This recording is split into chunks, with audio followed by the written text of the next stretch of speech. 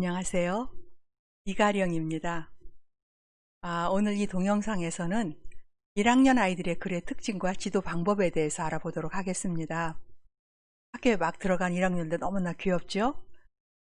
그리고 이제 1학년 2학기 정도 되면 그림 일기를 쓰면서 이제 일기 쓰기를 시작을 합니다. 그런데 이게 즐거운 아이도 있고 또 괴로운 아이도 있고 그럴 거예요. 모든 아이들이 글쓰기가 즐거워질 수 있도록 이 동영상을 한번 만들어 보았습니다. 1학년 아이들의 글의 특징을 한 10가지로 나누어 보았는데요. 같이 한번 살펴보실까요? 첫 번째, 여러 가지 사물이나 행동을 나열합니다. 글을 쓰면서 어떤 식으로 쓰냐 하면 나는 학교에 갔습니다. 신예은을 보았습니다. 나는 뛰어갔습니다. 신예은하고 같이 갔습니다. 이렇게 썼어요. 보통 우리가 글을 쓰면 나는 학교에 가다가 신예은을 보았습니다. 나는 뛰어가서 신예은하고 같이 갔습니다. 이런 식으로 쓸 텐데 처음에 글을 배우니까 하나하나씩 나열을 하는 그런 형태를 보이고 있어요. 그런데 참 희한하게도 왜 글씨를 처음 배우시는 할머니 분들 계시잖아요. 그분들이 이제 글자를 배우고 나서 글쓰기를 하기 시작하시면 지금 이런 형태로 글을 쓰시더라고요. 사물이나 행동을 나열하는 형태로 글을 쓰세요. 그래서 이게 사람들이 글을 쓰는 가장 초보적인 단계가 아닌가 그런 생각을 합니다. 두 번째는 제목과 다른 말을 하거나 처음 하던 말과 다른 말을 합니다. 구름, 난 아빠 차 타고 바다를 갔었다. 꽃게랑 집꽃게랑 고동, 소라, 새우를 삶아 먹었다. 점심 저녁을 바다에서 해 먹었다. 이러네요. 이 글에는 어디에도 구름이라는 말은 없어요. 왜 그럴까요? 처음에는 구름을 쓰려고 마음먹었지요. 그러다가 갑자기 먹은 생각이 난 거예요. 방향을 싹 틀었지요. 뭐 내 마음이 되었대요. 괜찮습니다. 이렇게 처음 쓸 때는 그래 글 쓰느라고 애썼다. 근데 이 제목이 구름이 더 좋을까 바다가 더 좋을까 한번 골라보자. 이렇게 고를 수 있도록 지도해 보시는 것도 좋을 것 같습니다. 자, 그 다음에 문장의 앞뒤가 안 맞는 것을 잘 모릅니다. 우리들은 놀기만 좋아한다. 2학년이 돼도 그럴지 모른다. 매일 놀고 싶어 한다. 그래서 공부가 있다. 훌륭한 사람이 되려고 해도 되지 않는다. 왜 되지 않을까? 놀기만 해서 아니면 못하려고 그럴까? 매일 놀기만 하고 싶다. 그러다가 재미없는 애들도 있을 거야. 애들도 아마 그럴 거야. 도대체 무슨 말을 하려고 했는지 잘 모르겠어요. 그래서 무슨 말 쓰려고 했니 그랬더니 자기도 모르겠대요. 그런데 문장의 앞뒤가 안 맞는 것을 그냥 모르고 씁니다. 그래도 이만큼 힘든 것을 견디고 써준 것은 굉장히 고맙지요. 글이 잘 썼네 못 썼네 이거보다는 아이가 정성 들여 써주었다는 부분에 먼저 칭찬을 해주셨으면 좋겠습니다. 네 번째로는 입말이 아이들 글에는 그래도 살아있습니다. 학교 누구 선생님이 우리 선생님이다. 나는 1학년이 되었다. 학교에서는 무용을 했다. 학교는 되게 추웠다. 학교에서는 날씨가 좋았다. 쩝때는 비가 왔다. 되게 추웠다라든가 쩝때라든가 이렇게 자기를 입으로 쓰는 말을 글로 나타냅니다. 이건 너무나 당연한 방법입니다. 입으로 하는 대로 글을 쓴다는 것을 아이들이 1차적으로 알면 되니까요. 그래서 이렇게 입말을 빨리 표준어법으로 고쳐주려고 하지 않으셔도 좋겠습니다. 이 글도 보면 입말이 살아있는데요. 나는 슬픈 날이 있었다. 슬픈 날의 이유가 뭐냐면 엄마가 예은이를 때려서 나는 슬펐다. 예은이가 나를 때려서 엄마한테 일렀더니 예은이를 뒤지게 때려서 나는 슬펐다. 엄마가 나를 때렸는데도 예은이는 상관도 안 했다.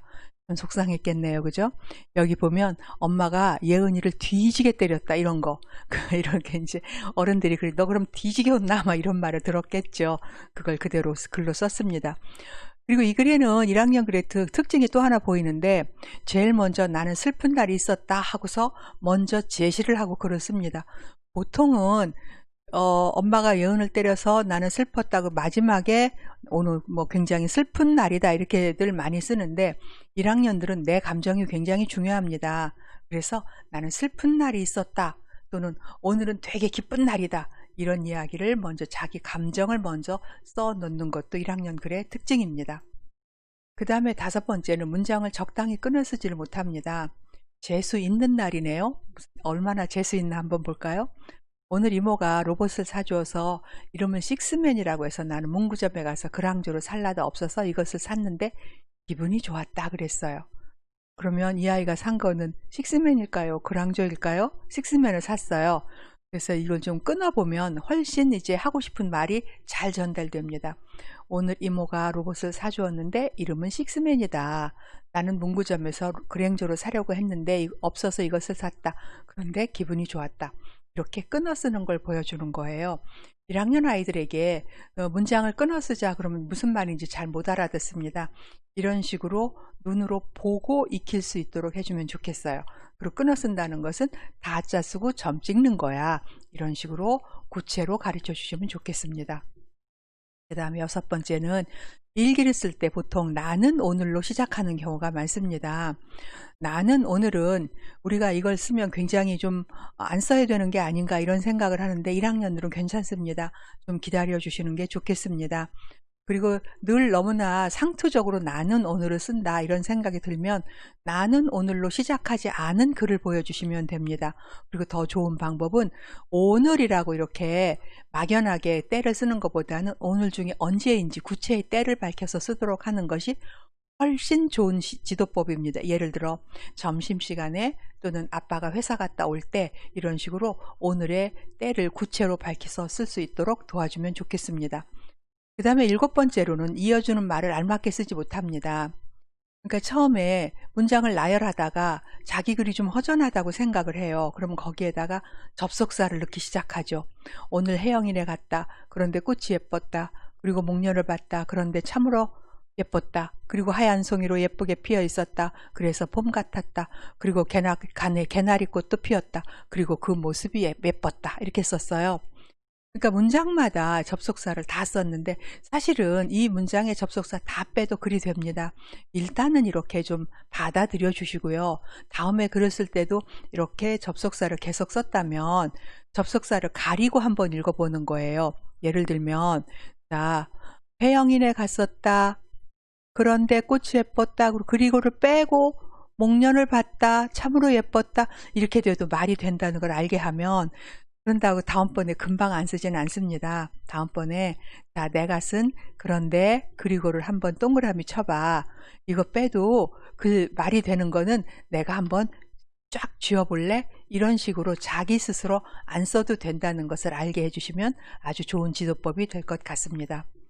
그 다음에 글 끝에 참 재미있었다, 즐거운 하루였다라는 말이 붙습니다. 감기, 나는 너무 아팠다, 학교에 가서도 기침이 났다. 저녁 때 엄마가 죽을 해주셨는데 나는 먹기가 싫었다. 어머니께서 한 스푼 먹여주셨다. 나는 밥을 먹고 싶어 먹어보니 먹기가 싫었다. 나는 감기가 빨리 나았으면 좋겠다. 즐거운 하루였다. 이렇게 글을 썼어요. 그러니까 우리는 이해가 안 되죠. 이렇게 아팠는데 이게 즐겁다고 하는 게. 그런데 아이들은 그 훨씬 즐겁고 기쁜 기억을 빨리 기억하고 오래 기억합니다. 우울하고 슬펐던 것은 그렇게 오래 기억하지 못하는 것이 아이들의 특징이에요. 그래서 이런 것들이 새로운 경험으로 참 재미있었다라고 할 수도 있고요. 또 하나는 그냥 상투적으로 즐거운 하루였다라고 붙일 수도 있겠죠. 이게 즐거운 하루였다를 상투적으로 붙이면 이 말씀을 꼭 해주세요. 꼭 내가 즐겁다고 느끼지 않았으면 그 말을 꼭 쓰지 않아도 괜찮아. 이렇게 이야기해 주시면 좋겠습니다. 그 다음에 요거는 하나 독특한 아이들의 어법인데요. 이걸 한번 잘 보세요. 싱싱카 시합. 주현이가 다 이기고 나는 혜수만 없으면 한 번 이길 수 있었다. 그리고 선정이도 없으면 된다. 결국 나는 몇 등일까요? 나는 혜수한테도 졌고 선정이한테도 졌고 물론 주현이한테도 졌어요. 그러니까 나는 4등이에요. 보면 주현이는 1등이에요. 그리고 그 다음에 혜수가 한 2등쯤 될 것 같아. 그리고 선정이도 없어야 돼. 결국은 나는 제일 4등을 한 건데 왜 이렇게 했느냐. 주현이를 이기고 싶었던 1등을 해보고 싶었던 아이의 소망이 이 글에 이렇게 나타난 거죠. 사실 어른들은 이렇게 글을 쓰라고요. 이렇게는 못 쓰죠. 이게 독특한 아이들의 어법입니다. 이걸 빨리 고쳐주려고 하지 않으셨으면 좋겠어요. 이런 어법이 살아있는 아이들이 훨씬 재미있고 실감나는 경우도 있습니다. 그러다가 아이가 자라면 차츰 이렇게 쓰지 않고 표준 어법으로 옮겨가는 순간이 오기도 합니다. 그래서 아이들 어법은 조금 우리가 인정하고 지켜봐 주자. 이런 말씀을 드립니다. 그 다음에 10번째는 시간을 나타내는 말을 잘 모릅니다. 해. 오늘은 엄마가 데리러 오는 날이다. 오늘은 철인 28호 뽑기를 했다.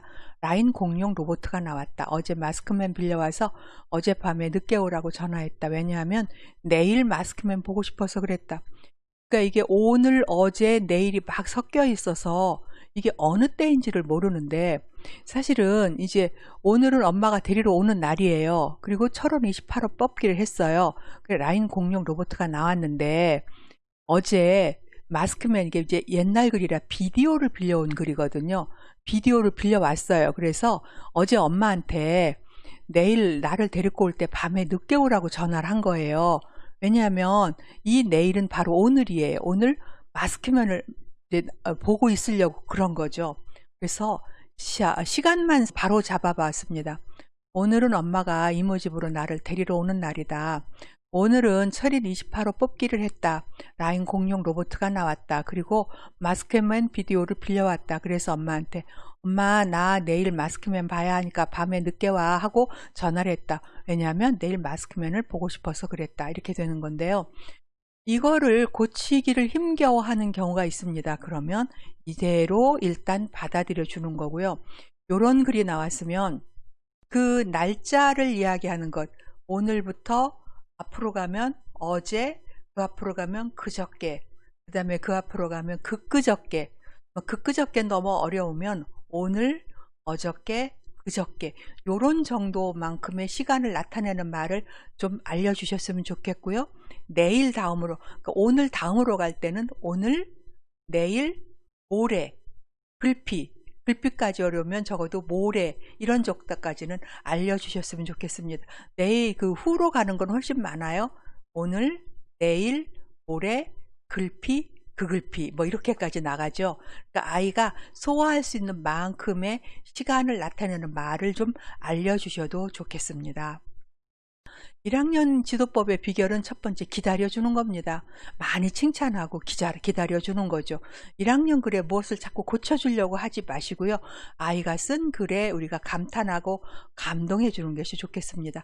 맞춤법 틀리는 건 너무나 당연합니다. 맞춤법 틀렸다고 야단 맞으면 안 되겠죠.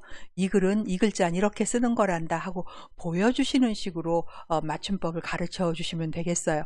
내가 맞춤법 가르쳐 줬다고 당장 내일 아이가 안 틀리는 거 아닙니다. 시간이 좀 필요하죠. 그래서 1학년 지도법은 첫 번째 기다려주는 거고요. 지도할 것들 첫 번째는 한 문장이 끝나면 이렇게 온점을 찍는다 하는 정도는 알려주셨으면 좋겠어요. 이 점 찍는 게 굉장히 중요한 코드가 되거든요. 그 온점을 찍는다 해놓고 마침표를 해야 이 문장이 끝난 거예요. 여기다가 만약에 물음표를 하면 온점을 찍는다? 좀 이상하네? 이런 느낌으로 글을 쓸 수도 있고요.